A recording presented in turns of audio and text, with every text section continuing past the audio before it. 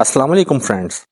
حضرت علامہ شیخ محمد البانی رحمۃ اللہ علیہ بیان کرتے ہیں کہ میں مکہ میں تھا۔ ایک دن ایسا آیا کہ کھانے کے لیے کچھ نہ ملا اور میں بھوک سے نڈھال ہو گیا۔ اسی حالت میں باہر نکلا تو راستے میں ایک تھیلی پڑی دیکھی۔ اٹھا کر دیکھا تو وہ تھیلی ریشم کی ڈوری سے بندھی ہوئی تھی۔ جب میں نے اسے قیام گاہ پر لا کر کھولا تو دیکھا اس میں نہایت قیمتی موتیوں کا ایک ہار موجود تھا۔ بازار نکلا تو دیکھا ایک شخص رومال ہاتھ میں لیے پکار رہا ہے کہ میری تھیلی جس میں موتیوں کا ہار تھا گم ہو گئی۔ جو صاحب اس کا پتہ دے گا ان کو شکریہ کے طور پر 500 دینار انعام دوں گا جو اس رومال میں بندھے ہیں۔ پھر آپ فرماتے ہیں میں اس شخص کو اپنے گھر لے آیا اور تھیلی نکال کر اس کے حوالے کی۔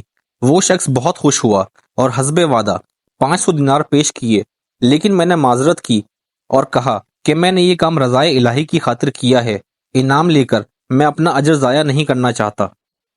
تاہم اس شخص نے ان کو قبول کرنے پر بہت زور دیا، لیکن میں برابر انکار کرتا رہا، یہاں تک کہ وہ تنگ آ کر چلا گیا۔ اس واقعے کے کچھ عرصے بعد میں نے مکہ سے واپسی کا سفر کیا اور ایک سمندری جہاز پر سوار ہو گیا۔ بدقسمتی سے راستے میں طوفان آیا اور جہاز ایک چٹان سے ٹکرا کر پاش پاش ہو گیا۔ میرے سوا سب مسافر ڈوب گئے۔ میرے بچنے کی یہ صورت ہوئی کہ تختہ میرے ہاتھ آ گیا اور میں اس پر بیٹھ گیا۔ بہتا بہتا ایک جزیرے کے ساحل تک پہنچ گیا۔ اتفاق یہ ہوا کہ اس جزیرے کے باشندے مسلمان تھے۔ میں وہاں کی مسجد میں ٹھہر گیا۔ لوگوں نے مجھ سے حال پوچھا تو میں نے ان کو سارا واقعہ بیان کر دیا۔ لوگ یہ سن کر بہت متاثر ہوئے اور میرے ساتھ بہت اچھا سلوک کیا۔ بہت سے لوگ مجھ سے قرآن کریم کی تعلیمات حاصل کرنے آنے لگے اور اپنے بچوں کو بھی قرآن کی تعلیمات کے لیے میرے پاس بھیجنے لگے۔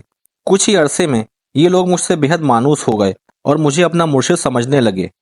اس کے علاوہ وہ مجھے کافی مالی امداد بھی دیتے تھے اور دوسری کئی قسم کی خدمات کرنے سے بھی گریز نہ کرتے تھے۔ ایک دن انہوں نے آپس میں کچھ مشورہ کیا اور پھر میرے پاس آ کر کہا ہماری رائے یہ ہے کہ آپ شادی کر لیں اور یہاں مستقل اقامت اختیار کر لیں۔ میں نے کہا جیسے آپ لوگوں کی خوشی۔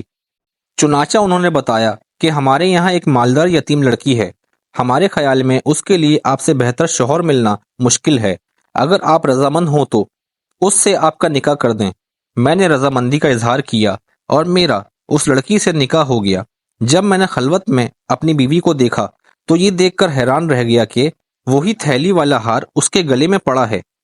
دریافت کرنے پر معلوم ہوا کہ یہ لڑکی اسی حاجی کی بیٹی تھی جسے میں نے محض اللہ کے لیے ہار واپس کر دیا تھا۔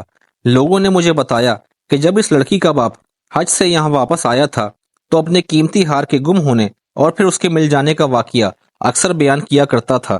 وہ کہتا تھا کہ جس شخص نے مجھے یہ ہار واپس دیا ہے اس جیسا انسان میں نے دنیا میں نہیں دیکھا۔ پھر وہ یہ دعا کیا کرتا تھا کہ کاش اس کی مجھ سے یہاں ملاقات ہوتی تو میں اپنی بیٹی کا نکاح اس سے کرتا۔